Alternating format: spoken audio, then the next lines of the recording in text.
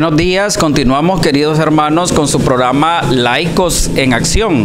Nos encontramos en las instalaciones de Teyocoyani, aquí en la ciudad de Managua. Teyocoyani es una asociación de laicos que se encargan de la formación, reflexión y capacitación teológica bíblica dentro de las comunidades y forman líderes. Ellos van a estar presentando la parte de los evangelios sinópticos. Buenos días, yo soy Yamil Ríos. Hola, soy María José Delgado. Buenos días, yo soy Xiomara García. Muy buenos días, yo soy Gertrudis Castro.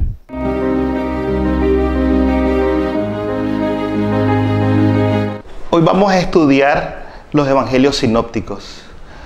Vamos a acercarnos a los evangelios sinópticos a partir de claves de lectura de cada uno de ellos. Pero antes de estudiar los evangelios sinópticos necesitamos tener algunas consideraciones previas. Una primera consideración es saber que evangelio es la buena noticia. Es la buena noticia y los cristianos lo utilizaban para designarla a Jesús como buena noticia. Pero esa es una palabra que ya usaban los romanos, que ya usaban los griegos, no es una palabra inventada por el cristianismo. Pero sí el cristianismo le dio un profundo sentido teológico a esa palabra. Es la palabra de que Jesús es la buena noticia.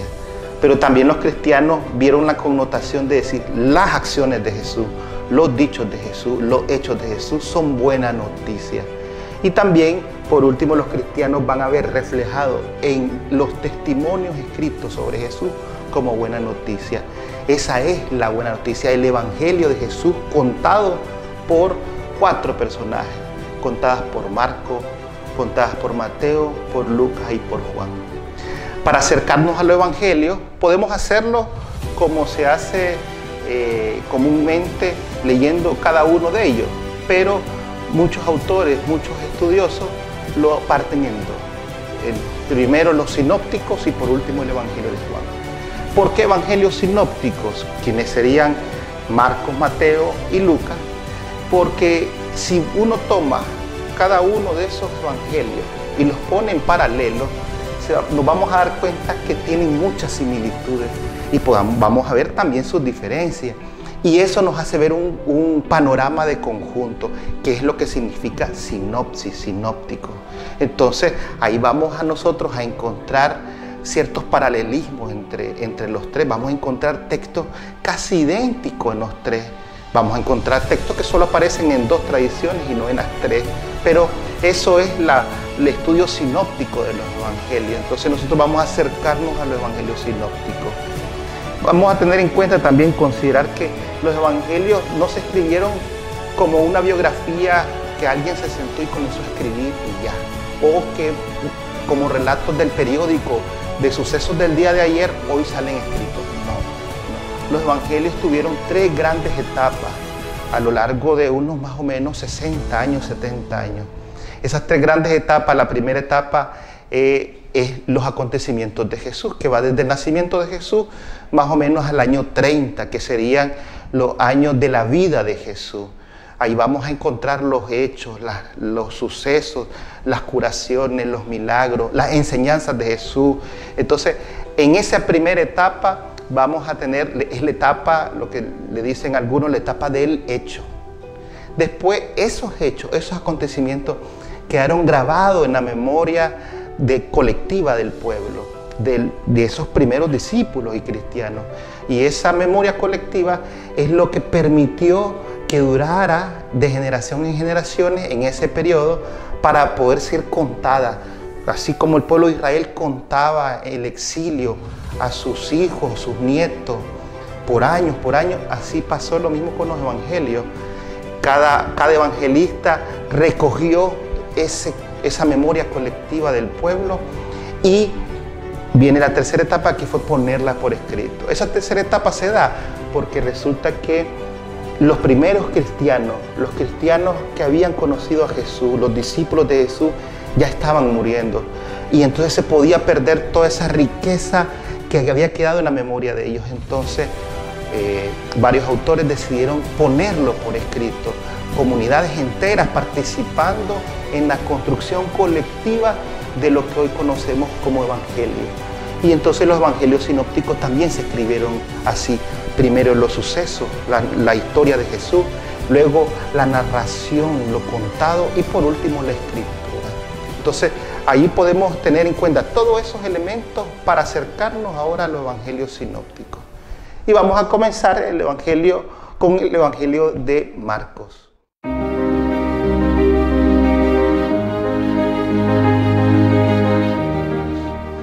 Resulta que más o menos en el siglo XIX, a mediados del siglo XIX, casi nadie estudiaba el evangelio de Marcos.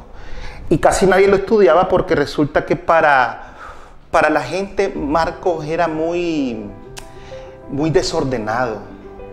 Si uno se compara el evangelio de Marcos con el evangelio de Mateo, por ejemplo, Marcos comienza de un solo, es muy tosco, comienza ya que Jesús en el bautismo. En cambio Mateo tiene todo un relato de la infancia de Jesús, del nacimiento de Jesús. Marcos no. Entonces, antes del siglo XIX, nadie estudiaba el evangelio de Marcos, lo consideraban muy vulgar, muy tosco. Pero resulta que a la hora de querer acercarse al Jesús histórico, más o menos a mitad del siglo XIX, inicio del siglo XX, vamos a encontrar que hay alguna gente que se enfoca en Marcos, porque resulta que Marcos tiene unas características importantes. Es el primer evangelio en escribirse. Eso quiere decir que es el evangelio más cercano a los acontecimientos.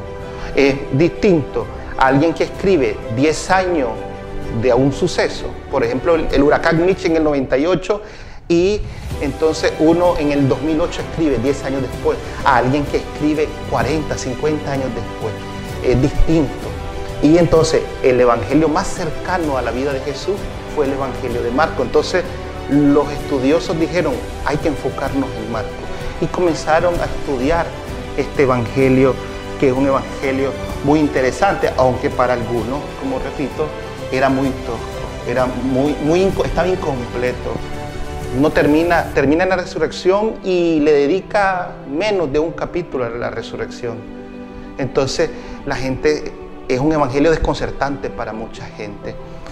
¿Dónde se escribió este evangelio? Este evangelio se escribió probablemente en Roma.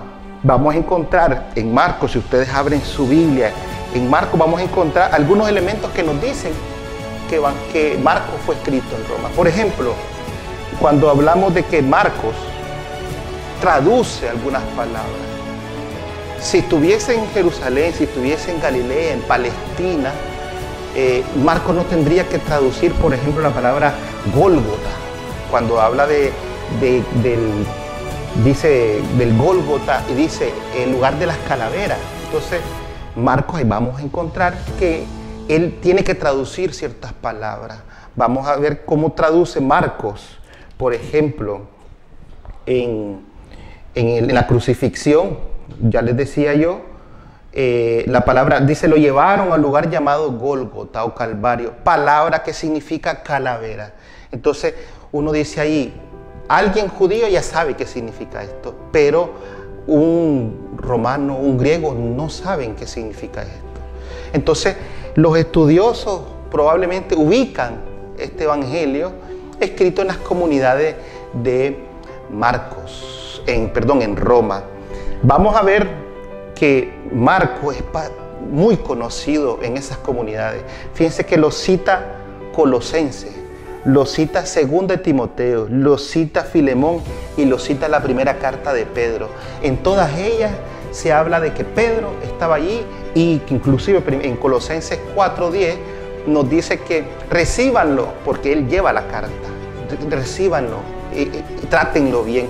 Entonces probablemente Marcos se movía en esa zona, en la zona de Roma. Entonces la tradición pone que el evangelista que escribió este es Marcos. La tradición decimos porque probablemente no sabemos quién escribió a ciencia exacta. La tradición, los padres apostólicos, los padres de los primeros 3 siglos de la iglesia nos dicen que Marcos era el evangelista que acompañó a Pedro. Acompañó a Pedro en muchas de sus misiones.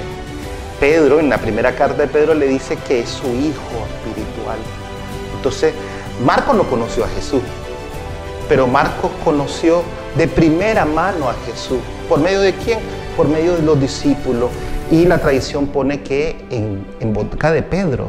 Por eso Pedro tiene un papel importante en el Evangelio de Marcos. Ustedes vamos a ver en el Evangelio de Marcos, y ustedes buscan todas las veces que está Pedro, ustedes van a ver que Pedro es pieza clave para hablar. Y vamos a encontrarlo ahí cuando nos acerquemos un poquito más a este texto.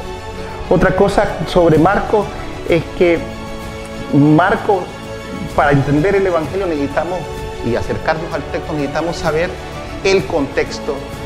Está en Roma, estamos hablando cerca de los años, después de la muerte de Pedro y de Pablo, estamos hablando del año 65 al 70, casi al 69, y en estos años, después de Jesús, en estos años existe la persecución. Ya pasó Nerón, pero siguen habiendo persecuciones por el Imperio Romano. Y entonces vamos a ver en el Evangelio de Marcos cómo este Evangelio va a responder a esas preocupaciones, a las preocupaciones de la persecución. Pero también otra cosa que tenemos que tener en cuenta, además del contexto, es para qué escribe Marcos. Ya con lo que hemos ido viendo, vamos a saber que como Marcos le dirige su obra, esta catequesis la dirige a gente que no es judía, a romanos, a griegos. Entonces vamos a ver que él trata de hacer una catequesis catecumenal, una catequesis prebautismal. Y entonces en esa catequesis él tiene que contar todos los elementos importantes para Jesús, los elementos importantes que sirven para la comunidad cristiana. Y entonces aquí vamos a tener dos temas centrales en el Evangelio de Marcos. El primero es el tema del discipulado. Se puede decir que la mitad del Evangelio de Marcos está dedicada al discipulado, al seguimiento apasionado de Jesús, al seguimiento, y tanto es el seguimiento y la importancia del seguimiento que justo Jesús en el capítulo primero no solamente habla de unas cosas de Juan el Bautista y ya comienza llamando a sus discípulos. En el capítulo primero, 16 al 20, vamos a encontrar cómo Jesús llama a sus discípulos. Llama a Simón. ¿Quién es el primero en ser llamado? Ahí está Pedro, el primero, ¿verdad? En otros textos puede ser otro, pero Marcos le da una importancia a Pedro. Y entonces comienza el discipulado, y este discipulado tiene sus consecuencias. Entonces, en esta primera parte, Jesús está enseñándole a sus discípulos cómo ser seguidores de Él. Y entonces vamos a ver todas las curaciones tienen que ver con el discipulado, todas las curaciones. Y vamos a encontrar entonces en este Evangelio que Marcos no necesita decir mucho. Le leo el primer versículo del primer capítulo. Este es el comienzo de la buena nueva de Jesús, el Mesías, Hijo de Dios. Ya está, con eso basta. Para alguien anunciar el Evangelio es decir, anunciar que Jesús es el Mesías, el Hijo de Dios. Con eso bastaba, pero resulta que Marcos tiene que utilizar 16 capítulos para fundamentar ese anuncio, esa buena noticia. Y lo hace, lo parte en dos, se puede decir. Como les dije, el discipulado es importante en este Evangelio. Entonces vamos a encontrar que cuando Marcos pone estas palabras de Jesús, buena noticia de Jesús el Mesías, va a haber un discípulo que va a decir que Jesús es el Mesías. Y lo vamos a encontrar en Pedro. Cuando Pedro dice, Jesús dice, les pregunta, ¿quién dicen que soy yo? ¿Ustedes quién dicen que soy yo? Jesús está en una intriga, Él está en una crisis también, porque hay otra gente que no reconoce quién es Jesús. No saben que Él es el Mesías. Y entonces Él le pregunta a sus discípulos, Él está con sus discípulos, está en la enseñanza a sus discípulos y le pregunta, ¿quién es? ¿Quién soy yo? ¿Quién dicen ustedes que soy yo? Y Pedro le contesta, tú eres el Mesías. Esa es la primera parte. Entonces los discípulos van a descubrir a lo largo de este Evangelio que Jesús es el Mesías. Pero el Evangelio también al inicio dice el Hijo de Dios. Y después de recorrer este evangelio, al final del evangelio, en la resurrección, antes de la resurrección, perdón, en la muerte de Jesús, resulta que un romano, óigase bien, un romano, uno que no cree en Jesús, un pagano, uno que no es judío, dice así: verdaderamente este hombre era hijo de Dios. Y ahí está Marcos utilizando esa pedagogía. El discípulo reconoce que Jesús es el Mesías, pero el seguidor de Jesús, que es pagano, este romano, dice: en verdad este hijo de Dios. Entonces vamos a encontrar en la pedagogía de Jesús, en el evangelio de Marcos, esta vertiente del discipulado, primero de los primeros discípulos, pero también Marcos quiere que los demás sepan que no solamente ellos son discípulos, sino todo aquel que reconozca que Jesús es hijo de Dios, como el centurión romano en Marcos 15. En Marcos 15, se lo vuelvo a leer, al mismo tiempo el capitán romano que estaba frente a Jesús, el capitán romano le dijo: en verdad, verdaderamente este hombre era hijo de Dios. Entonces vamos a ver esa pedagogía de Jesús a la hora de ir, se puede decir, un camino, como el camino, ¿verdad? El catecumenado es un camino. Entonces vamos a encontrar cómo Jesús comienza en Galilea con sus discípulos, estudiando con ellos, enseñándoles cómo ser seguidores de Él, pero después pasa a otra etapa, y es la etapa de que los demás reconozcan que Él es el Hijo de Dios, que Él es el Mesías. Entonces Él lo pone, Marcos, en el primer versículo del primer capítulo, lo pone, pero Él necesita explicarlo para que la comunidad cristiana que está viviendo la persecución reconozca que Jesús es el Mesías, es el Hijo de Dios, y que el camino de Galilea del discipulado lo va a llevar a la cruz. Lo va a llevar a la cruz en Marcos 15, el seguimiento de Jesús, y lo hemos leído en los evangelios en estos domingos, que carguen su cruz, que cada uno cargue su cruz y siga a Jesús. Pues eso es lo que está diciendo Marcos. Marcos está diciendo: los discípulos, Jesús les dice algo y los discípulos tienen miedo, los discípulos no entienden muchas de esas cosas, pero para eso está Jesús enseñándole. Y entonces el camino de Galilea a Jerusalén en el evangelio de Marcos se vuelve un camino de pedagogía, de enseñanza de Jesús. Galilea es el lugar del discipulado, es el lugar donde está el servicio. En Jerusalén está concentrado el poder político, el poder económico y el poder religioso de la época. Y Jesús va a entrar en conflicto con ese poder. Y el discipulado tiene que estar preparado a eso. Por último, Jesús muere, Jesús resucita y manda a los discípulos otra vez a que se vean ¿en dónde? En Galilea, otra vez en el discipulado. Y vamos a encontrar nosotros entonces como una permanente enseñanza de Jesús en este evangelio. Bueno, voy a continuar con la presentación de los evangelios sinópticos. A mí me toca presentarles el evangelio de Lucas. Lo voy a hacer en dos pequeños momentos. Primero aspectos generales y luego la intención del actor al escribir los evangelios. Este evangelio.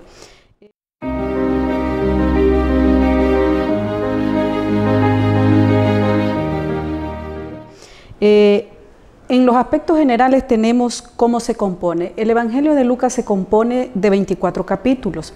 Estos están divididos en 4 grandes bloques. El primer bloque, que es el más antiguo, es el que habla del ministerio de Jesús en Jerusalén, su pasión, muerte y resurrección.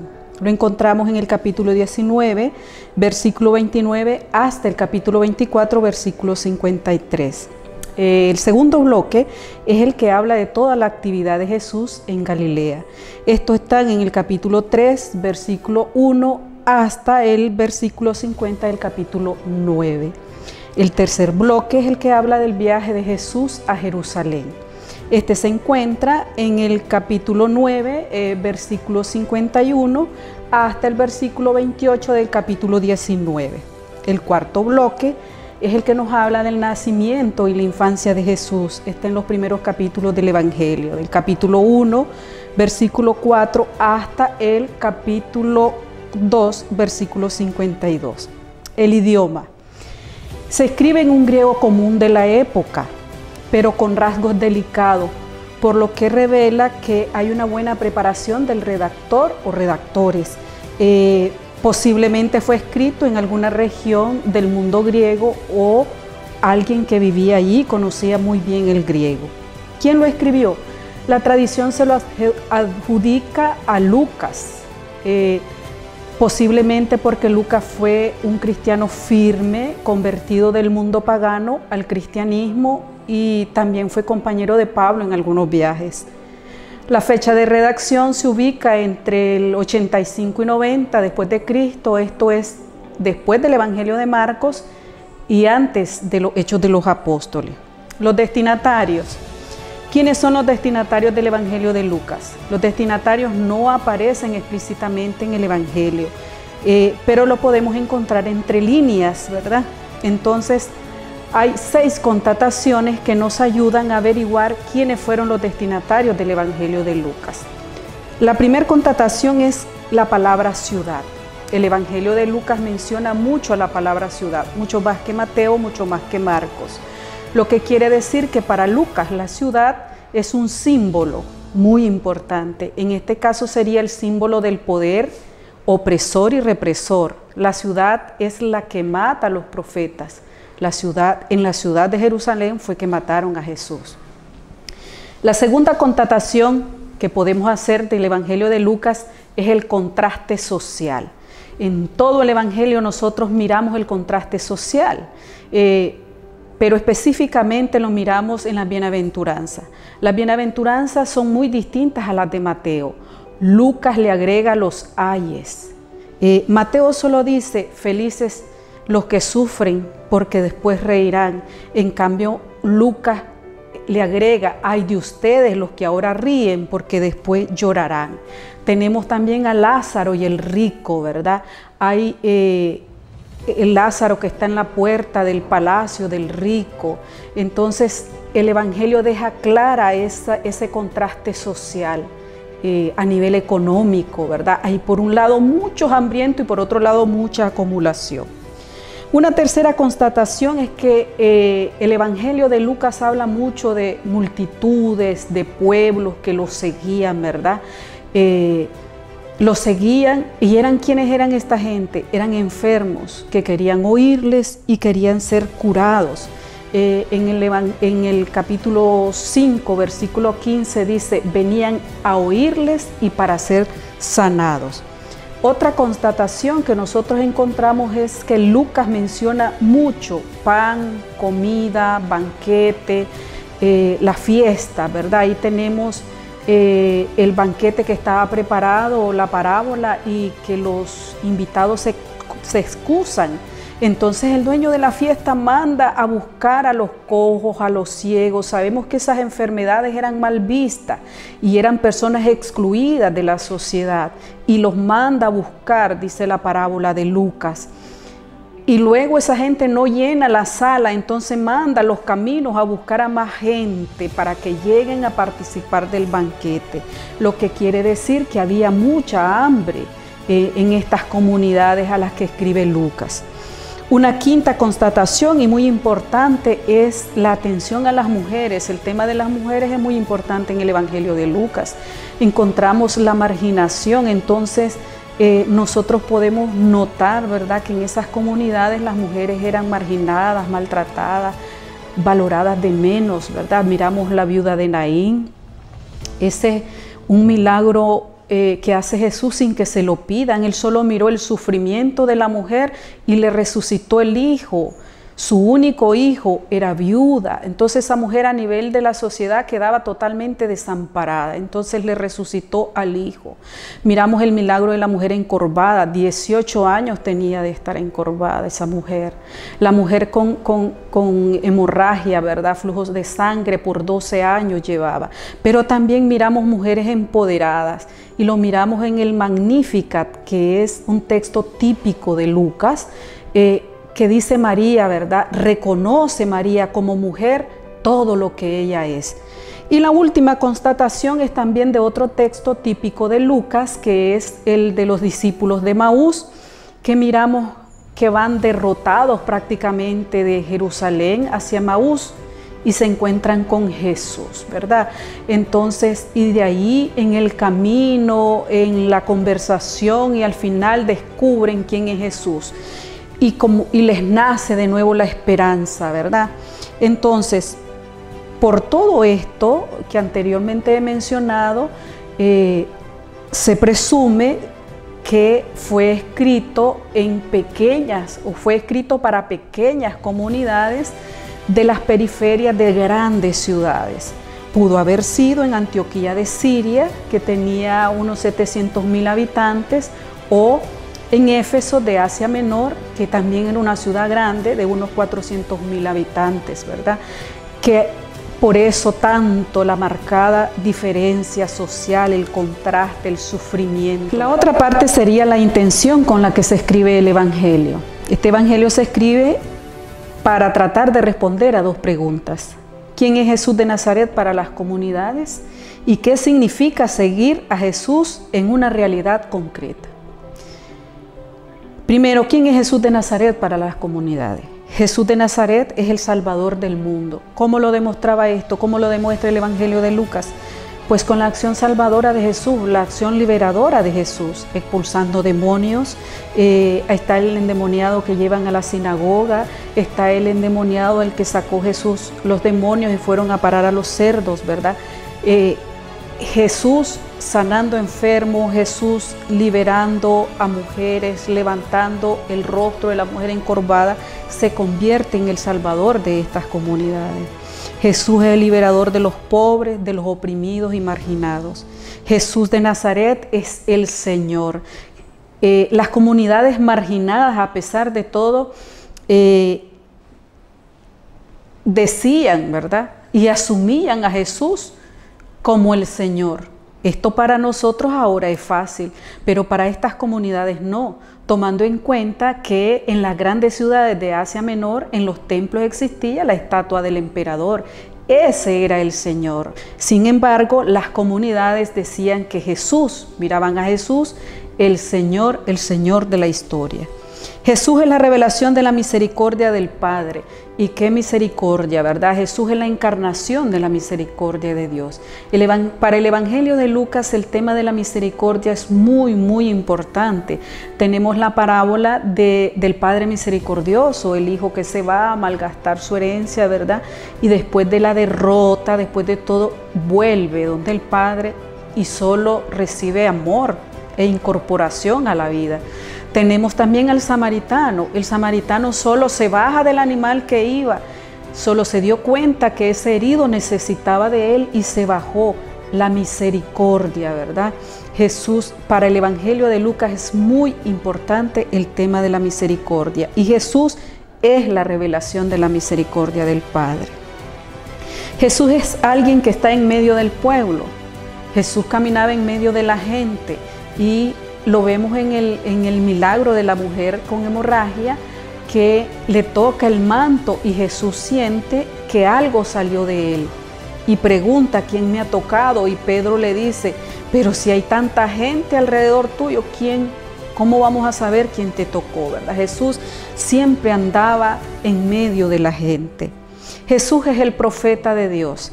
En el capítulo 7, versículo 16, dice, un gran profeta surgió entre nosotros y Dios vino a visitar a su pueblo. El profeta es el que habla en el nombre de Dios y Jesús hablaba en nombre de Dios. Así lo sentía la gente. Sentía que Dios había llegado a visitarlos al pueblo por medio de Jesús. Y finalmente, ¿qué significa seguir a Jesús en una realidad concreta? Para el Evangelio de Lucas y ahora para nosotros, ¿qué significa seguir a Jesús en una realidad? Seguir a Jesús es caminar con Él. No importa, vamos caminando, vamos arriesgando, vamos asumiendo las consecuencias como los discípulos de Emaús. Vamos a regresar a Jerusalén Aquí Jerusalén, el significado no es tanto geográfico, sino teológico, ¿verdad? Lo que significa ese largo camino hacia Jerusalén. Seguir a Jesús es practicar la misericordia, al ejemplo del samaritano también, ¿verdad? Seguir a Jesús es liberarse de cualquier tipo de ganancias. Nosotros no podemos permitir, un cristiano no puede permitir, dice el Evangelio de Lucas, si decidiste seguir a Cristo, no podés permitir que hayan tantos Lázaros a las puertas de los palacios de los ricos muriéndose de hambre, ¿verdad? No se puede quedar indiferente en este contraste social, lo dice el Evangelio de Lucas y ahora nos lo dice a nosotros, ¿verdad? El Evangelio.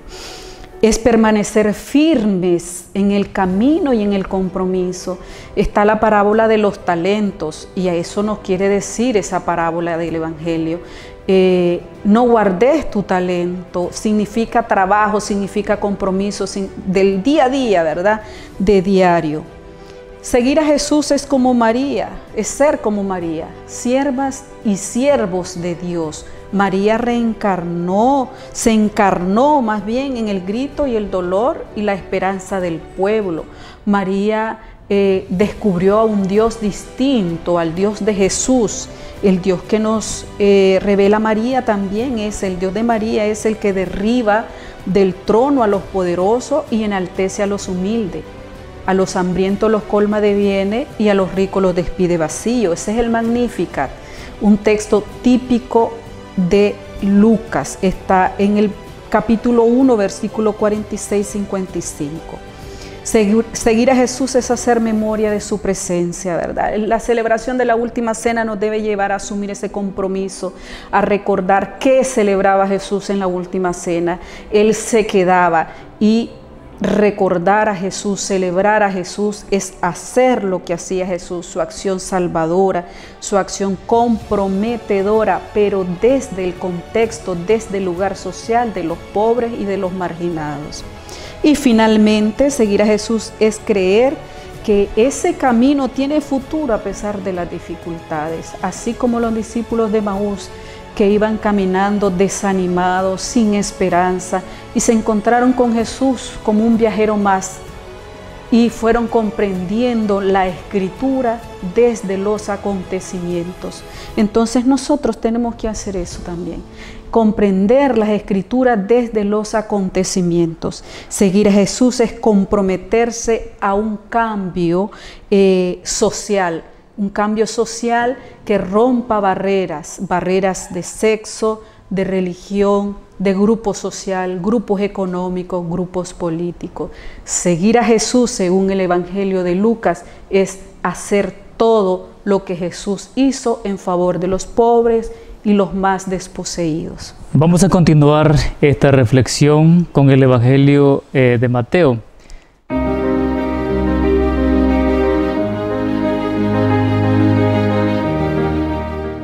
Esta breve exposición o esta síntesis sobre la teología y los aspectos centrales del Evangelio según San Mateo, me gustaría dividirlos por partes para que podamos tener una apreciación resumida y más sintetizada de este hermoso Evangelio. Primero me gustaría hablar sobre el autor del Evangelio. No sabemos con exactitud quién fue el autor del Evangelio. La tradición se lo ha atribuido al apóstol San Mateo, al cobrador de impuestos, pero no es seguro. Nosotros sabemos que en la Biblia es común atribuirle a las personas importantes los nombres de los libros bíblicos para darles realce.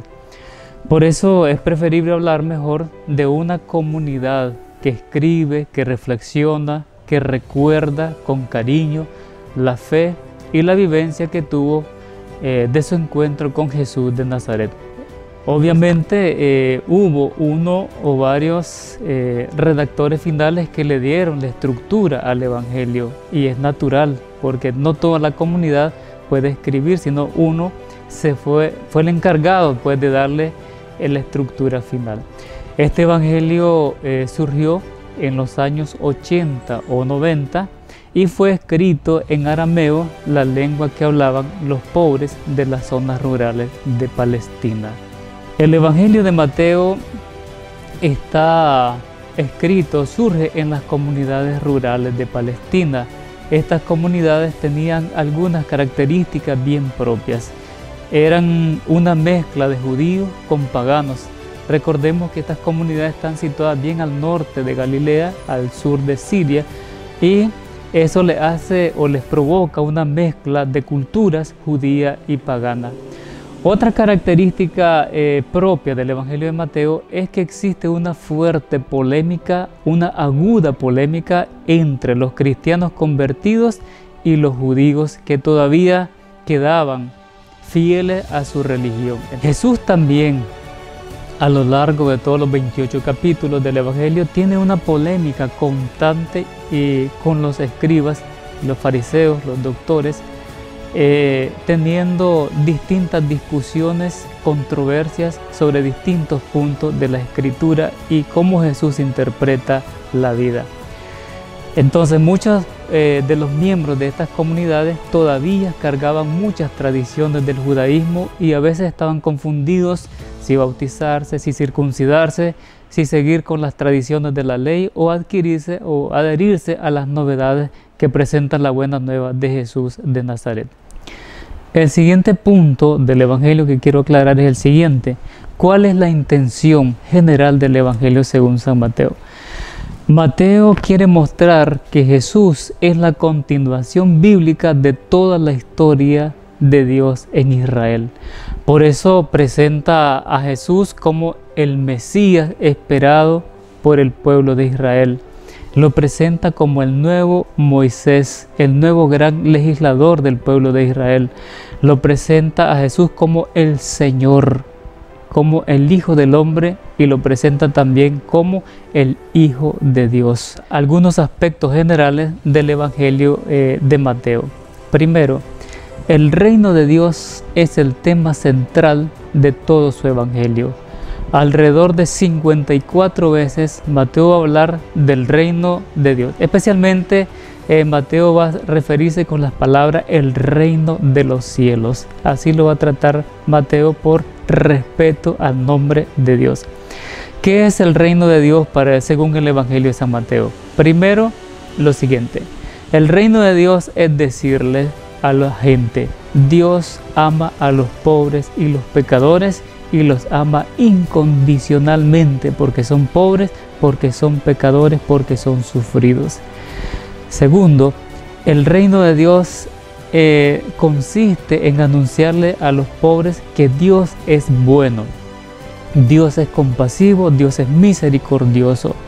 Dios no es, como se lo han presentado los doctores de la ley, un Dios legalista, un Dios que castiga, que separa a las personas. Es un Dios bueno. La tercera característica del reino es que la comunidad debe luchar contra las fuerzas del mal, contra las fuerzas del antirreino. Esa es otra característica. El antirreino quita la vida, oprime, mata, tortura, encarcela. El reino tiene que luchar contra esas fuerzas del mal. Otra característica propia del Evangelio de Mateo es que él dividió todo su escrito en 5 grandes discursos. El primer discurso, es el de la montaña en los capítulos 5 al 7, donde presenta a la iglesia, a sus seguidores, al pueblo sencillo, el programa profundo, innovador y renovador de las bienaventuranzas. El segundo discurso, en el capítulo 10 al 11, el discurso sobre la misión, donde envía a los apóstoles a predicar, a anunciar el reino y a curar a las personas con enfermedades y dolores. Les dice lo que esperan y lo que van a sufrir. El tercer discurso está en el capítulo 13, que es el discurso de las parábolas. Alrededor de 7 parábolas las reunió en un solo discurso.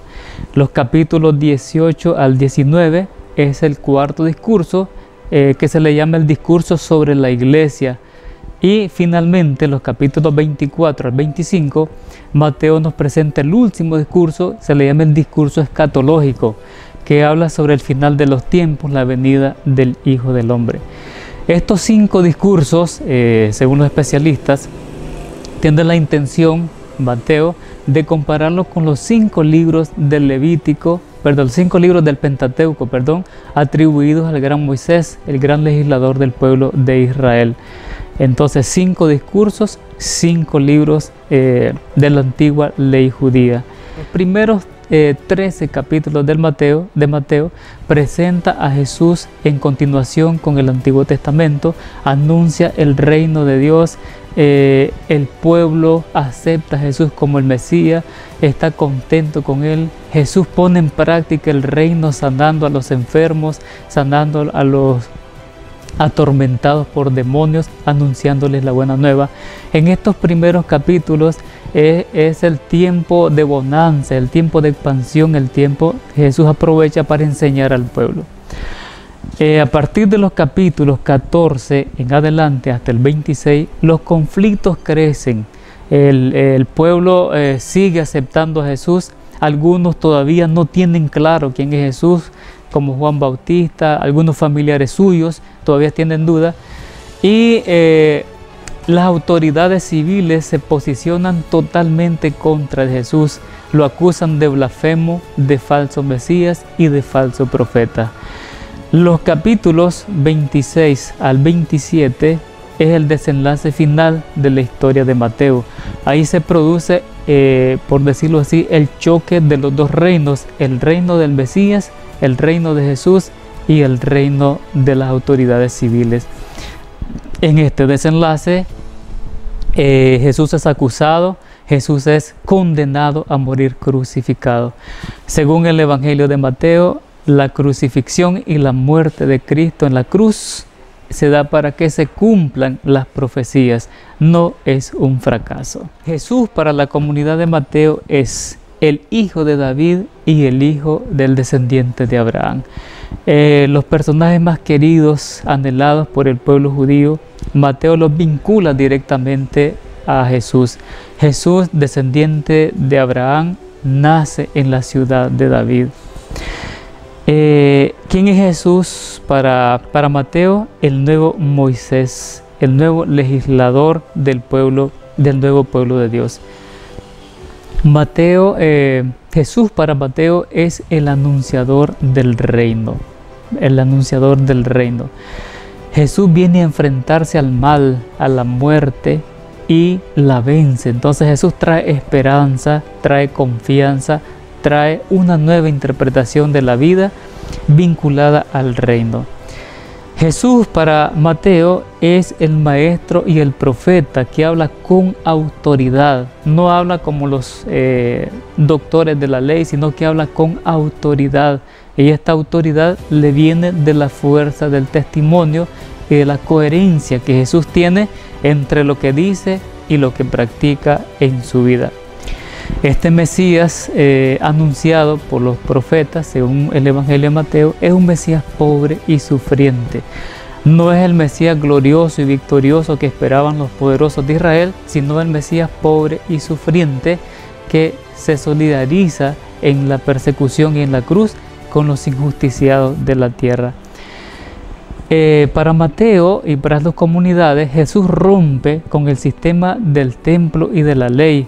El templo que se había convertido en un lugar de sacrificio, en una religión vacía, Jesús rompe con ese sistema y les propone un nuevo sistema de relacionarse con Dios, en los pobres, en la oración, en el servicio.